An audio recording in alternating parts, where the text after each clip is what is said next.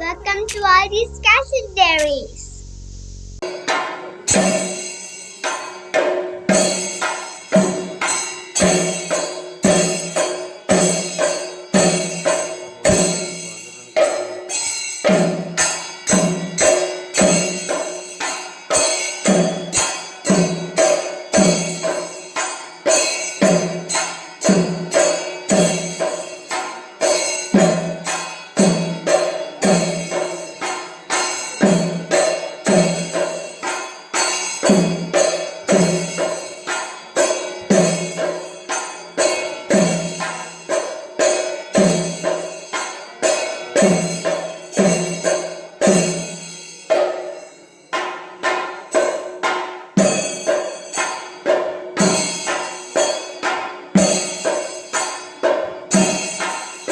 ക്ഷേത്രം തന്ത്രി ബ്രഹ്മശ്രീ കോഴിക്കോട്ടിരി നമ്പൂതിരിപ്പാടിന്റെ മുഖ്യ കാർമ്മികത്വത്തിൽ നടന്ന സഹസ്ര കലശാഭിഷേകത്തിന്റെ ചടങ്ങുകൾ ഭക്തർക്ക് മുന്നിൽ സാദരം സമർപ്പിക്കുന്നു.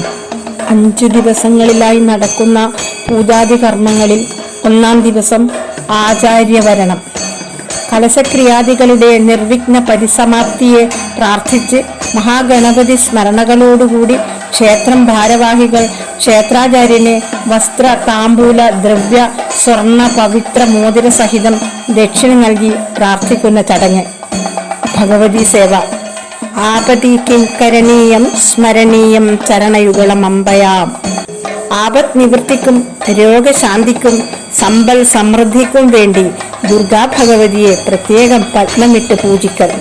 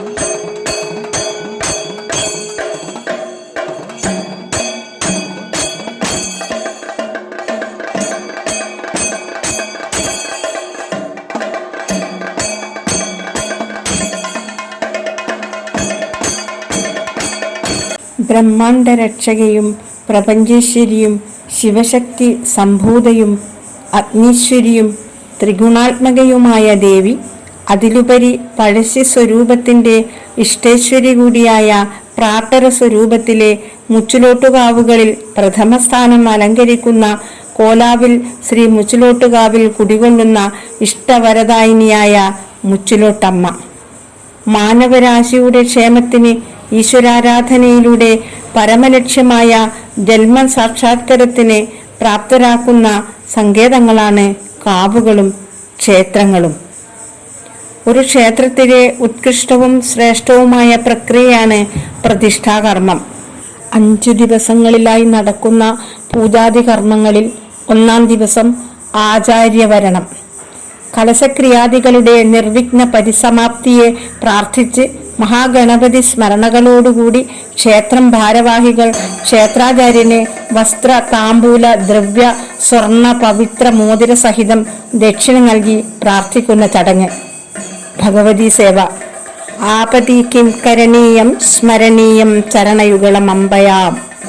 ആപത് നിവൃത്തിക്കും രോഗശാന്തിക്കും സമ്പൽ സമൃദ്ധിക്കും വേണ്ടി ദുർഗാ ഭഗവതിയെ പ്രത്യേകം പത്മമിട്ട് പൂജിക്കൽ.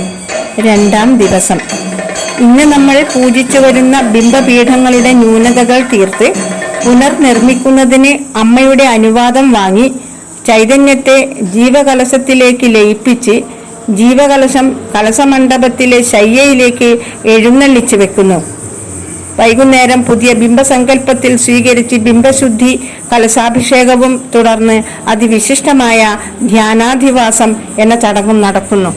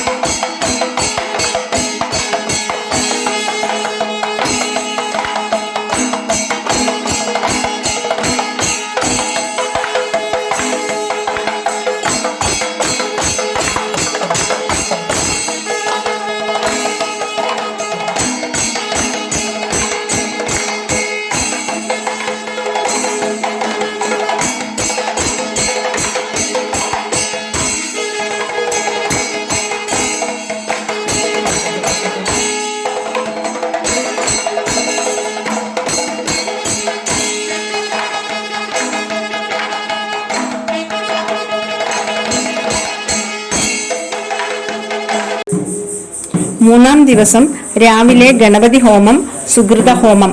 കർമ്മസാക്ഷിയായ ആദിത്യദേവനെ സാക്ഷിയാക്കി പൂജിച്ച് ഗായത്രി മന്ത്രം കൊണ്ട് ക്ലാസിൻ ചമത, നെയ്യ്, ഹവിസ്, നെയ്യ് എന്നീ ദ്രവ്യങ്ങൾ ഒരു പ്രത്യേക ക്രമത്തിൽ ഹോമിച്ച് സുകൃത വർധനവിന് വേണ്ടി ചെയ്യുന്ന ഹോമം. നാലാം ദിവസം രാവിലെ ഗണപതി ഹോമം, ശാന്തി ഹോമം, തത്വഹോമം, തത്വകലശം പൂജ. ദേവീ ചൈതന്യം പരിപൂർണതയിലെത്തിക്കുവാൻ വേണ്ടി വിശേഷമായി ചെയ്യുന്ന ഹോമങ്ങൾ: സഹസ്രകലശം, ബ്രഹ്മകലശ പൂജ, പരികലശ പൂജ.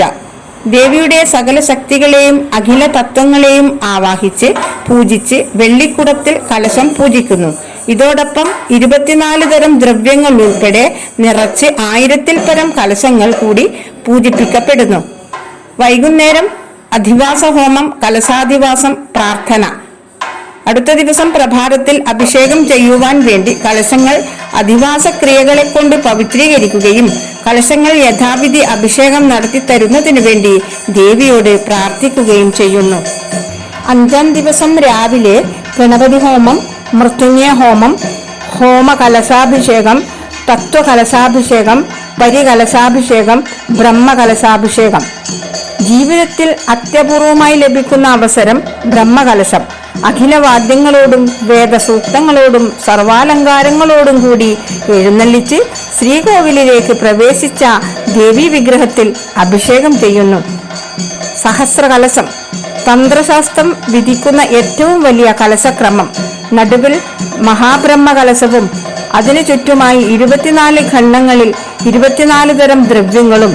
ഓരോ ഖണ്ഡങ്ങളിലും 41, 45 എന്ന കണക്കിൽ പരികലശങ്ങളും പൂജിച്ച് അഭിഷേകം ചെയ്യുന്നു. അതോടുകൂടി ദേവീ ചൈതന്യം പരിപൂർണതയിൽ എത്തിച്ചേരുന്നു. ആയുർവേദ ശാസ്ത്രത്തിൽ പറയുന്ന പല ഔഷധങ്ങളും ഇതിൽ ഉൾപ്പെടുന്നുണ്ട്. അതുകൊണ്ട് അഭിഷേക തീർത്ഥം ഔഷധതുല്യമാണ്. പ്രതിഷ്ഠാനന്തരം ആചാര്യൻ ദേവിയോട് ഇപ്രകാരം പ്രാർത്ഥിക്കുന്നു: അല്ലയോ ഈശ്വരി, ലോകാനുഗ്രഹത്തിന് വേണ്ടിയാണ് ഞാൻ അമ്മയെ ഇവിടെ പ്രതിഷ്ഠിക്കുന്നത്. അവിടുന്ന് ഈ ബിംബത്തിൽ നിത്യസാന്നിധ്യം ചെയ്ത് ഈ നാടിനെയും ഭക്തജനങ്ങളെയും അനുഗ്രഹിച്ച് അവർക്ക് അക്ഷയ സമൃദ്ധിയെ നൽകിയാലും. ലോകാ സമസ്ത സുഖിനോ ഭവന്തു.